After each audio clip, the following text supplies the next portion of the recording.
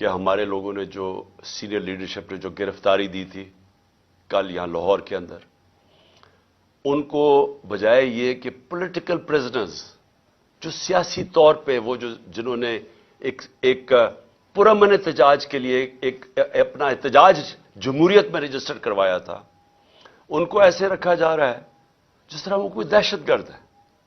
ان کو کبھی کہاں بھجوا رہے ہیں، کبھی کس شہر میں بھجوا رہے ہیں. شاہ محمود کو اٹک بھجوا دیا، اسد عمر کو لیا بھجوا دیا، کسی کو ڈی جی اعظم سواتی کو. یہ کیا ثابت کرنے کی کوشش کر رہے ہیں کہ کیا یہ لوگ اس سے دیکھ کے ڈریں گے؟ اگر اس کو دیکھ کے ڈرتے جو آج پشاور میں پبلک نکلی ہے ایسے نکلتی جس طرح پبلک نکلی ہے، اور انشاءاللہ کل آپ پنڈی میں دیکھیں گے کہ جس طرح پبلک نکلے گی، اب کہیں گے ہمیں جیلوں میں ڈالو. یہ خوف نہیں ہے کسی کو اب کہ یہ آپ وہ اٹک چلے جائیں یا کہیں چلے جائیں تو ہم ڈر جائیں گے. کہ آپ اگر یہ سمجھتے ہیں یہ جو اس ملک کی بدقسمتی ہے کہ یہ سارے جو مجرم پیشہ لوگوں کو اوپر بٹھا دیا اور ان کے پیچھے سہولت کار، کیا وہ سمجھتے ہیں ہم ڈر جائیں گے اس سے لوگوں کا عزم اور مضبوط ہو رہا ہے. ہمیں ساری جگہ سے میسیجز آ رہی ہیں جو ہمارے لوگوں کو لے کے گئے ہیں لئیے یا ڈی جی خان یا جدھر بھی، سارے کہہ رہے ہیں کہ ہم کھڑے ہیں. ایک سے میسج آئی ہے کہ بالکل ہم نے اب پیچھے نہیں ہٹنا. سو اس سے کوئی گھبرا نہیں رہا. اور کل انشاءاللہ پنڈی میں دیکھیں گے جس طرح پبلک نکلے گی، جس طرح ہماری قیادت تیار ہے اپنے آپ کو یہ جیل بھرو تحریک کے اندر شامل ہونے کے لیے. اور پھر جو ہمارا احتجاج جس کا جو دوسرا پہلو ہے، ایک تو یہ ہے کہ جو ہمارے پر تشدد ہوا، ظلم ہوا، جو انہوں نے جس طرح کی ایف آئی آر جو ہر روز ایک مشن پہ ہیں کہ کسی نہ کسی طرح الیکشن نہ کرواؤ اور ان کو کرش کرو تحریک انصاف کو. تو ایک تو اس کے اوپر احتجاج ہے، پرامن احتجاج ہے. اور میں یہ یاد کروا دوں آپ کو کہ سری لنکا میں انہی حالات کے اندر پبلک سڑکوں پہ نکلی تھی اور لوگوں نے جلائے تھے گھر. پرائم منسٹر کا گھر جلا دیا تھا. پبلک خود سڑکوں پہ آ گئی تھی. اگر یہ تحریک انصاف اس وقت نہ ہو تو یہ پبلک اسی طرح سڑکوں پہ نکلے گی. جس طرح کے حالات یہاں بن گئے آج پاکستان میں، پبلک تو خود نکلنے کے لیے تیار ہے سڑکوں میں.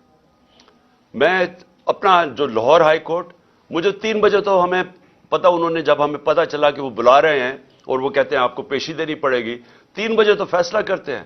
4:15 بجے گھر سے نکلتا ہوں اور جو پبلک سڑکوں کے اوپر آتی ہے، ایسے تو پبلک کبھی نہیں نکلتی. تو پبلک تو تیار بیٹھی ہوئی ہے. جس طرح آج پشاور میں دیکھا، قوم تو تیار ہے. اگر ہم یہ پرامن طریقہ نہ اختیار کریں تو یہ قوم وہ راستہ اختیار کرے گی، یہ قوم اس طرف جائے گی جدھر اس ملک کے اندر تباہی مچے گی. اس کو روکنے کے لیے یہ پرامن احتجاج ہے. اور جو دوسری وجہ ہے میری احتجاج کی، جو دوسری وجہ ہے وہ میں بھی آپ کو بتا دوں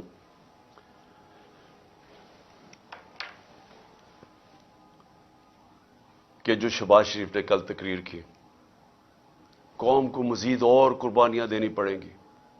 شہباز شریف، یہ قوم 10 مہینے سے جو آپ نے سازش کر کے یہ چوروں کا ٹولہ اوپر بٹھایا ہے، جس میں آپ سب سے بڑے ڈاکو ہیں اور آپ اور بڑے بھائی اور آصف زرداری، آپ سے بڑے ڈاکو اس ملک میں آئے نہیں. 30 سال سے آپ چوری کر رہے ہیں. اربوں روپیہ آپ نے چوری کر کے ملک سے باہر بھجوایا ہے. ذرا پوچھیں تو صحیح کہ آپ کا ٹبر وہاں رہتا کیسے ہے؟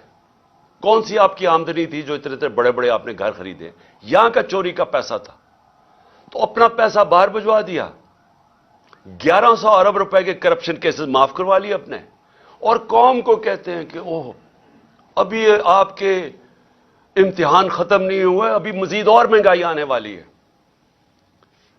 میں اس کے اوپر صرف یہ کہنا چاہتا ہوں کہ کبھی شہباز شریف لوگوں کو پوچھا ہے کہ آج لوگوں کا گزارا کیسے ہو رہا ہے؟ جب ہمارے دور پہ آپ بار بار ہر روز اسمبلی میں کھڑے ہو کے جدرا، ہمارے دور میں تو کوئی اپوزیشن کے مسئلے نہیں تھے. جو آپ کے کیسز تھے وہ تو سارے آپ کے 95% کیسز آپ کے خلاف وہ تو پہلی گورنمنٹ سے بنائے ہوئے تھے، آپ کے اپنے دور میں بنے تھے. اسحاق ڈار تو آپ کی حکومت میں ملک سے فرار ہوا تھا. جب اس سے پوچھا گیا کہ اتنے زیادہ پیسے $5 ملین باہر کیسے بھجوائے ہیں تو جب اسے جواب پوچھا ملک سے باہر بھاگ گیا۔ نواز شریف کے دونوں بیٹے آپ کے دور میں ملک سے باہر فرار ہوئے تھے، جب ان سے پوچھا گیا کہ بتائیں یہ آپ کی پراپرٹیز اربوں روپے کی کدھر سے آئی ہیں، وہ باہر بھاگ گئے۔ یہ جو اس کا شہباز شریف آپ کا جو بیٹا، آپ کا جو داماد تھا، وہ آپ کے دور میں باہر بھاگا تھا جب پتا چلا کہ سرکاری طور پہ اس نے سرکاری ایک اپنی کوئی بلڈنگ کرائے پہ دی ہوئی تھی، وہ ابھی بنی نہیں تھی، اس کو جب پیسہ مل رہا تھا، جب اس سے سوال پوچھا وہ باہر بھاگ گیا۔